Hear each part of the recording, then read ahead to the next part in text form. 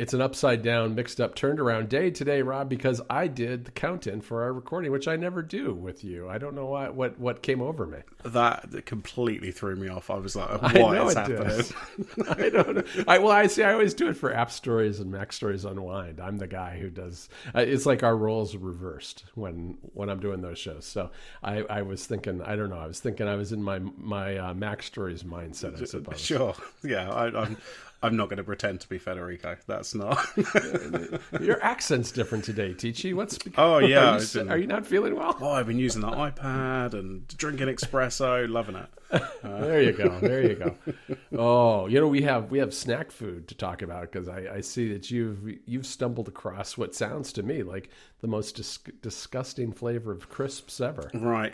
Well, this is a fun but also sad crisp snack. So, Sensations are, Walkers, the crisp brand. They might be. Yes, they might I be have called. heard of them. They might be called Lay's in the US sometimes. Yeah. Whatever. Yes. So Sensations is their brand of like slightly posher crisp. Okay. So they have flavors like roast chicken and sweet Thai chili, that kind of thing. I think I had a barbecue teriyaki a few weeks ago. Oh. And for the Thai chili one sounds good. Oh, the sweet Thai chili. Those are really good. Yeah. Well, next time you're over in Ireland, have a look for them because they're really good. Okay. So for the King's coronation, which was that's a big event, we're all very excited.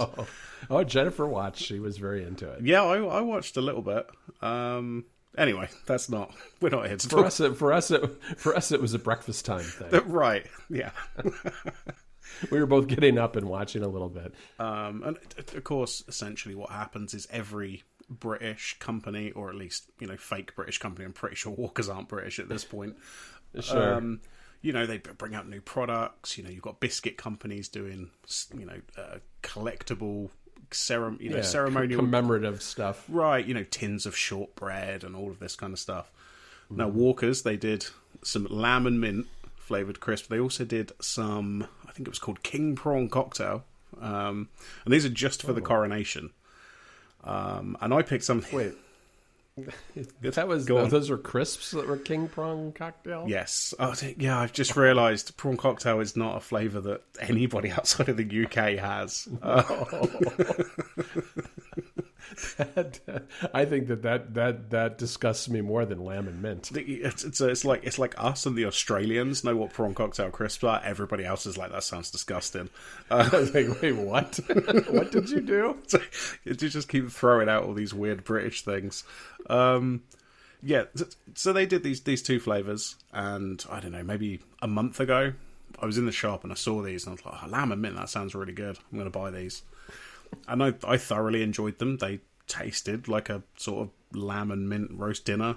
This isn't really? Yeah, this isn't mint like the chocolate. This is what I mean. It's the same thing, but like the herb. Yeah, but they're not like grinding up lambs, dehydrating them, and sprinkling them on crisps, are they? I mean, I have no idea. I don't know how they're doing it. I assume it just says lamb flavouring on the back or something, and it's going to be generic meat or whatever. Okay. So these are really nice. I genuinely enjoyed them quite a lot. Okay, all right, I'll believe you. Right, and then a week later, I picked up another bag. So I enjoyed those. After that, can't find them again, and now it's over. They're sold out because coronation's over. They're not making any more. So you should have saved those. I know. I should have bought more. Now the problem was the lamb and mint is way more popular than the prawn cocktail. Okay. A colleague of mine, he tried the prawn cocktail and he said they weren't particularly good as prawn cocktail go. So the lamb and mint was sold out. I could get the prawn cocktail everywhere still. So I am furious that they stopped making these. I just wanted like one more bag. So I don't. All right. I'm kind of stuck. I guess I got to wait for the next coronation, which is going to be like 20 years, 25 years or something. Maybe I'll do them again. Wow. Well, it's funny that you bring up the King Prawn cocktail chips because I talked to Federico on Mac Stories on Wine not long ago about the Utz crab chip, and the crab chip has no crab on it. Right. It's just the seasoning that they use for the crabs. Sure. When they serve them in Maryland, because Maryland is known for their crabs. Yep. Interesting. Yeah. Yeah. Crab chips. I do not recommend the crab chips. I will say that right here. I wouldn't, if you're thinking about trying the crab chip, I would skip past the crab chip because they're extra salty and just a little bit there's too much flavoring on them.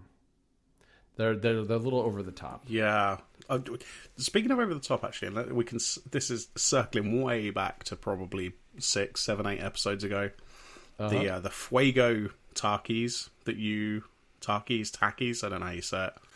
The spicy. Yeah. You know, I spent a while getting those. I think I remember I texted you a few times, didn't I, when I was in these shops trying to find them. And obviously we spoke about when I tried them and stuff, and I spent a ridiculous amount of money for one bag of these crisps because they've been imported. Really? Because they're imported from the US, you know, I must have yeah. paid probably 10 times the going rate or something. Sure. No, they now exist just in shops at normal price after I've paid a ridiculous price a few months ago. Oh, yeah. So, Now they've got normal supply chain into the UK. Interesting. They were hard to find here for a while. I think because they were still pretty new here. Yeah. And eventually, I see them all the time everywhere now. So it's pretty easy to get here. Well, that's the crisps/chips roundup, I guess, for the show. Yeah, that is bringing it right back around. You know what? We've got a whole new social media platform to check out, which is Bluesky. You and I are both trying Bluesky. I'm new. Kind of. I use the term "trying" loosely. I've posted 3 different emojis on separate days. I think I'm up to 2 posts, maybe 3. I mean, I haven't done much with it either. I don't share everybody's enthusiasm for it. I did initially. It's very interesting. I don't know how you feel about it, but I got in. I was like, oh, this is pretty cool. There's a lot of interesting people here, some interesting conversations, but it's also like complete chaos. Yeah. And it feels like it takes on a different character every half a day, every day. There's just something really, it just has a different vibe every day. And I think it's going to implode and destroy itself is really kind of where I've come down. Yeah. So I can tell that you haven't been on Mastodon too much because I went on a bit of a tear yesterday about Bluesky. Oh, okay. Yeah, no. Well, I go through phases where if I have a busy day, I'm not a completionist. Yeah. So I do miss big swaths of Mastodon. I did not see your post. Yeah. So yesterday, I believe it was on my lunch break. I just thought, let me open up Bluesky and, you know, see what's going on over there. Now, firstly, the biggest thing is there are thousands of accounts that literally just follow every new account. You know, there's people there following 60, 70,000 people, which is basically every single user of the system. I had noticed that. So, you know, I've got, 50, maybe 60 followers, and probably only maybe a very small percentage of those are like real people. All of the other a lot ones of them are bots of some kind. Right, they're all bots and stuff like that. So I mean, that in and of itself is just very strange. Like, to have your first interaction with this system. This is before I'd even posted anything. Like, my first interaction with the system is, oh, look at all these bots following me, which is not really what I was looking for. And then they have your normal timeline. It basically looks like Twitter, as you'd expect. But then they have a what's hot section, which I guess is like trending and that kind of thing. Yeah. And I think the way I put it was, after reading that, I felt like I'd been hit in the head with a cricket bat. Like, it was a complete stream of just utter nonsense and completely incoherent just sentences and memes. Yeah, I mean, I'm not against having fun, but I also feel like people are trying to intentionally break it. Yes. 2, be intentionally provocative in ways that are going to turn off, I think, a lot of people if, in fact, it opens to a wider audience. I mean, because the whole thing, like a weekend or 2 ago, was people posting pictures of their butts, basically. Yeah. It's just like, all right, fine. Pass. Yeah. I mean, we don't, here on the Ruminate podcast, we don't kink shame, but that's not necessarily what I'm there for. No, and I mean, I don't know. I mean, it struck me. It feels like a service that is being ruled by the inmates of the prison. Yeah. And that's kind of okay, I guess, but it's also something that probably can't last, and I think I don't know. I just thought it just became it like jumped the shark very quickly for me, is I guess what I would say. Yeah, well, one of the other observations I made, and this isn't my phrasing, this is somebody who replied to me, but it feels like it's filled with clout chasers.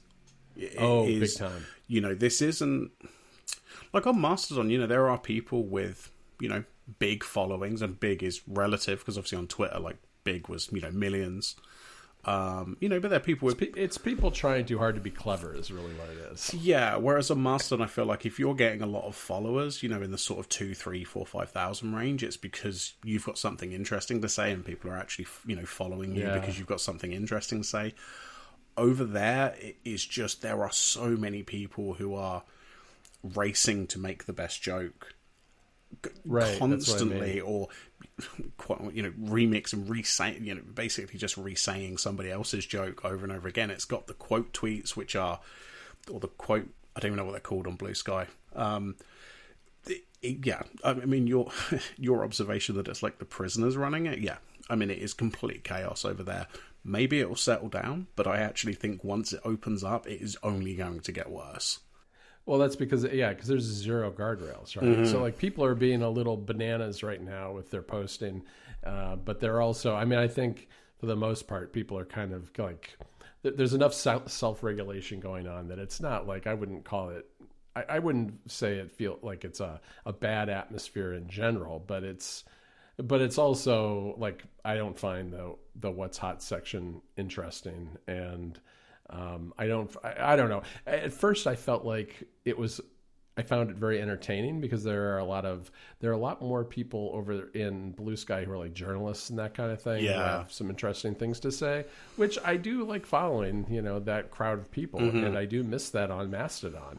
I do like hearing about what other people are thinking about technology more generally, and a lot of that is absent from Mastodon. Frankly. Yeah. And so I feel like maybe they'd actually be better off, in my mind, if you squash the two things together, which I know is probably an anathema to people both on Bluesky and on Mastodon. Yeah. Right? On the other hand, I think they both suffer from a certain narrowness of scope. I think that I see a lot of hot takes that Bluesky is for like regular people and is more, and I'm not so sure that's true either. No, I don't any more so than Mastodon. It's different. It's definitely different. But it's got its own narrowcasting. It's people with it's people talking. It's people with hot takes on social media. Mm-hmm. People posting pictures of their dogs and cats. People making not super funny jokes, and people trying to do things they couldn't get away with on other platforms. Yeah.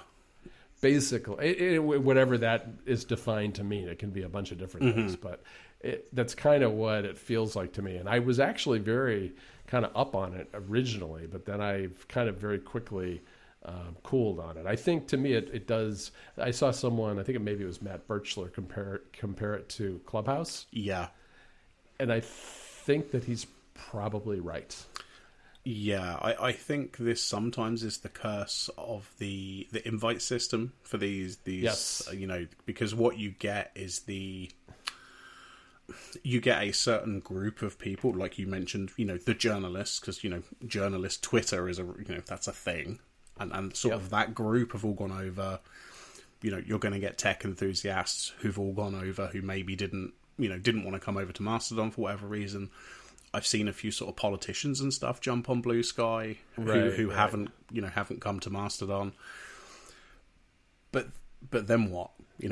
What happens when it hits 100,000 users or 500,000 users, and it just becomes. It's a really bad app too. Oh, it's awful. It's terrible. And it's very fun. What I also feel like is ultimately a Mastodon problem is the insecurity I see among Mastodon users about Bluesky. Mm-hmm. which is this feeling that, the feeling to have to kind of need to tear it down for some reason. Right. I don't think people need to do that. I think it's going to tear itself down before too long. But I also think that that's a weakness of Mastodon, is that I think that there are.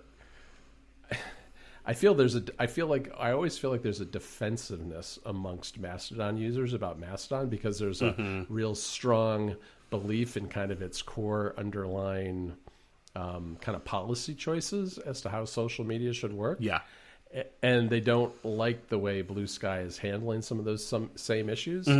And I feel like they're threatened by it. And maybe they are. Maybe Mastodon is to some degree, but right now, I don't see that. I don't think Bluesky's got a long way to go before it's ever as big as Mastodon or as reliable as Mastodon. Mastodon's got plenty of its own technical issues under the hood, I think, too.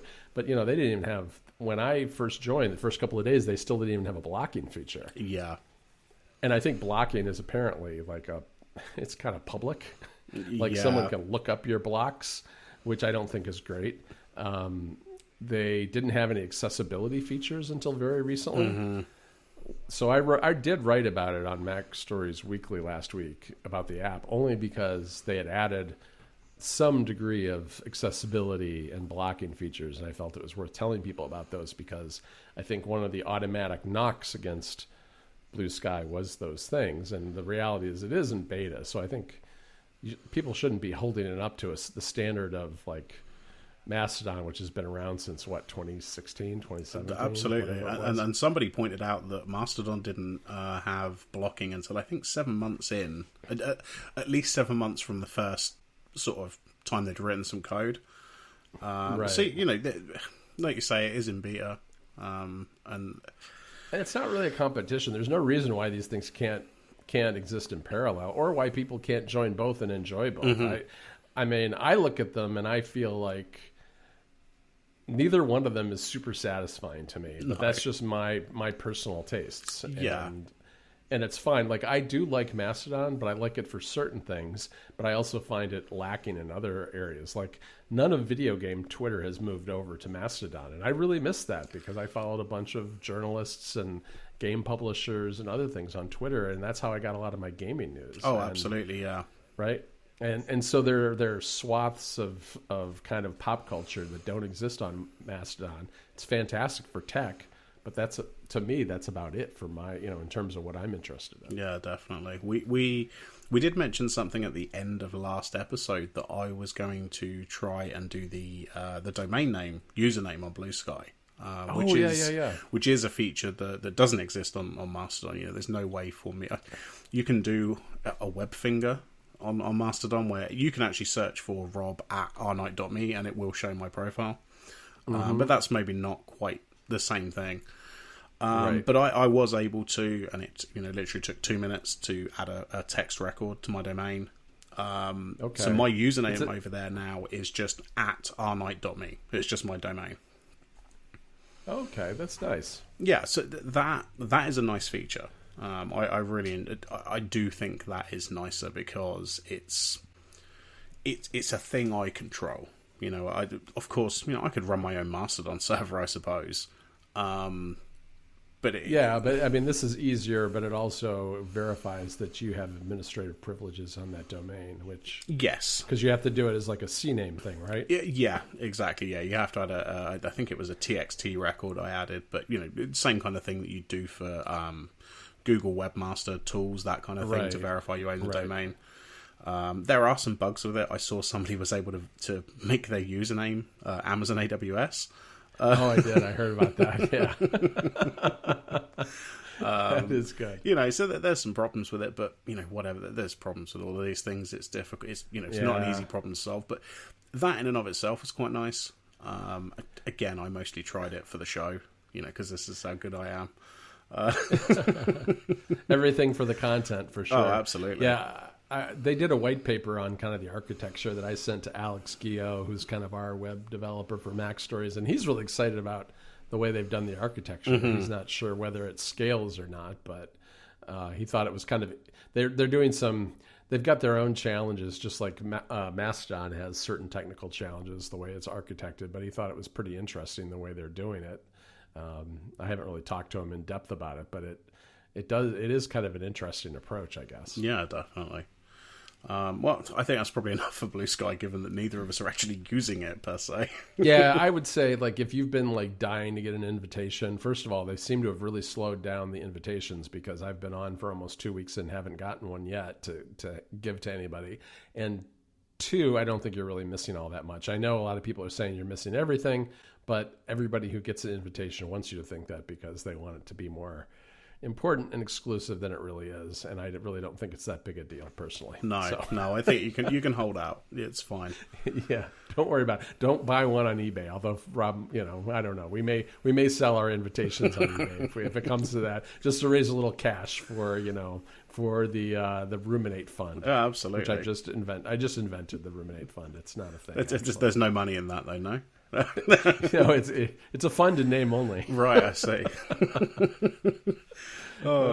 Speaking of what else do we have? Speaking of things that cost money, Raycast now has paid plans for individual users. They've had teams for a while, but this is a paid plan for individuals. It comes with the AI integration. You get theming, unlimited clipboard history, and then they say a bunch of other features are coming. I wrote about this today. You did indeed. I did. I have thoughts about this. Yeah, I haven't looked too much into it, but I will say this: I feel like $8 a month is way too expensive. I agree, 100%. It's probably almost 50% too expensive, if not more. Yes, I mean it's okay. I think I found the pro features underwhelming personally. Mm-hmm.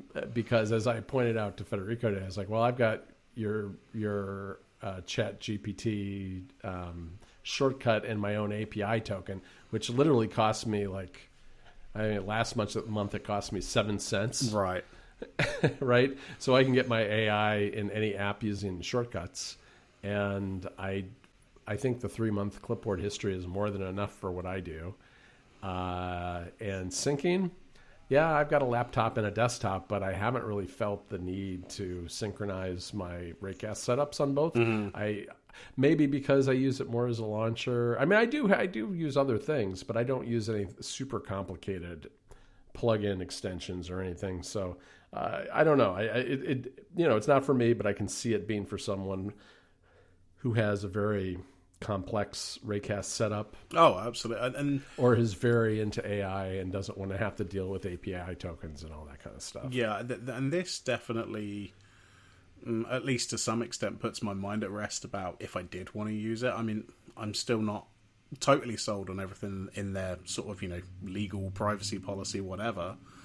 That's just a thing. Whatever. I'm sure everything I'm using is like that. We're using Skype right now. I'm sure their terms of service are terrible.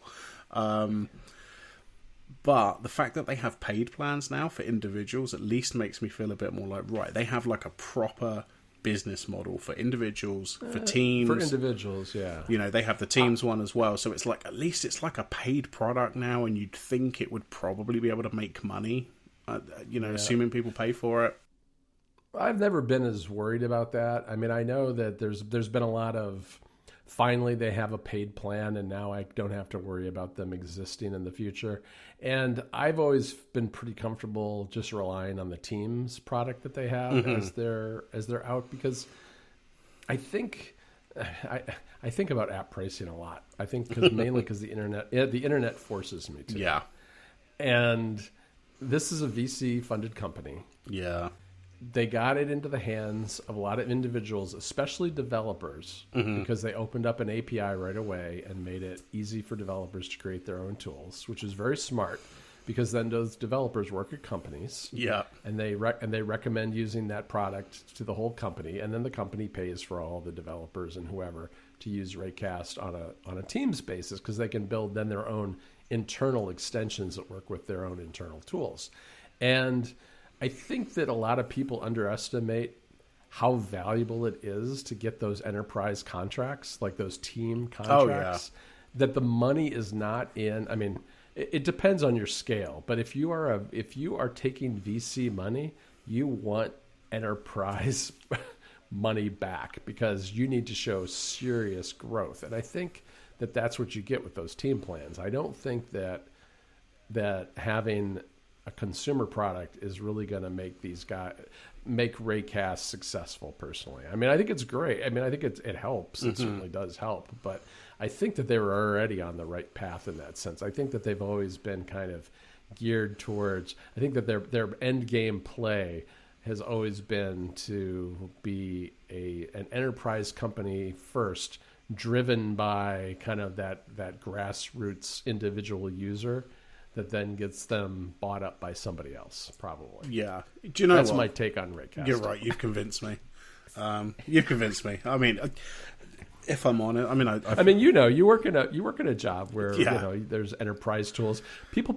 Companies pay a lot of money for enterprise tools. Yes, they do. Yeah, no, you are absolutely way more right. than $8 a month for people.